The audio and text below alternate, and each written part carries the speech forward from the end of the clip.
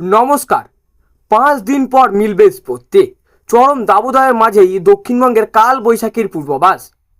দক্ষিণবঙ্গের আবহাওয়া নিয়ে এক অত্যন্ত গুরুত্বপূর্ণ আপডেট দিল আলিপুর আবহাওয়া দপ্তর। চৈত্র বৈশাখের চেনা ছন্দ পেরিয়ে জ্যৈষ্ঠের শুরুতেই তীব্র গরমে নাজেহাল সমগ্র দক্ষিণবঙ্গবাসী। বিশেষ করে পশ্চিমের জেলাগুলি অস্বস্তি ও দাবদাহের চরম আকাশ ধারণ করতে পারে। পরিস্থিতি বিবেচনা করে ইতিমধ্যেই বেশ কয়েকটি জেলায় সতর্ক জারি করেছেন হাওয়া অফিস।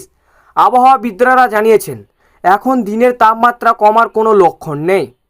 জেলায় জেলায় বিক্ষিপ্ত বৃষ্টি হলেও বাতাসের অতিরিক্ত জলীয় বাষ্পের কারণে ভাবসা গরম ও গুমোট গরম বজায় থাকবে। তবে আগামী 5 দিন পর থেকেই তাপমাত্রা কিছুটা হ্রাস পাওয়ার সম্ভাবনা রয়েছে।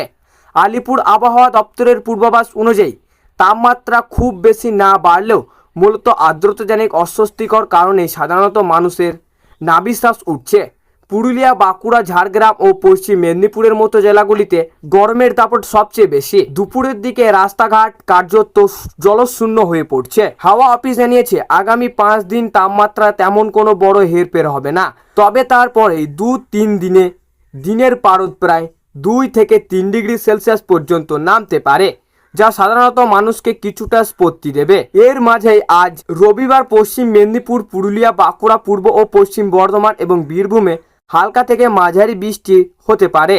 পাশাপাশি ঘন্টায় 40 থেকে 50 কিলোমিটার গতিবেগে ঝোড়ো হওয়ার সম্ভাবনা থাকায় হলুদ সতর্কতা জারি করা হয়েছে। দক্ষিণবঙ্গে যখন চাতক পাখির মতো স্পত্তির বৃষ্টির অপেক্ষায়, উত্তরবঙ্গ তখন প্লাগ বর্ষার আবহে লাগাতার ঝড় বৃষ্টির দাপট চলছে। দার্জিলিং, কালিম্পং, জলপাইগুড়ি, আলিপুরদুয়ার এবং কোচবিহারের মতো পাহাড়ি ও সংলগ্ন জেলাগুলিতে আগামী মঙ্গলবার পর্যন্ত ভারী থেকে অতি ভারী বৃষ্টির পূর্বাভাস দেওয়া হয়েছে।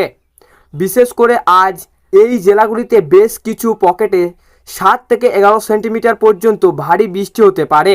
এদিকে যখন জুন মাস থেকে 10টি পরিচয়পত্রের যে কোনো একটি দেখিয়ে মহিলাদের বিনামূল্যে বাস সফল এবং অন্নপূর্ণা ভাণ্ডার প্রকল্পের টাকা সরাসরি অ্যাকাউন্টে পাঠানোর জন্য প্রশাসন মিশন মোড এক কাজ করছেন, সেই প্রশাসনিক তরফতার মাঝেই আবহাওয়া এখন খামখেয়ালিপনা ও 5 দিন পর গরম কমার পূর্বাভাস এখন আমজনতার প্রধান আলোচনার বিষয়। উত্তর পশ্চিম ও উত্তর পূর্ব এবং মধ্য ভারতের বিস্তীর্ণ অংশে তাপ প্রবাহে চলবে অত্যন্ত আগামী সপ্তাহ পর্যন্ত। বিশেষ করে উত্তরপ্রদেশ, দিল্লি, রাজস্থান, হরিয়ানা, পাঞ্জাব এবং মধ্যপ্রদেশে গরমের দাপট সবচেয়ে বেশি।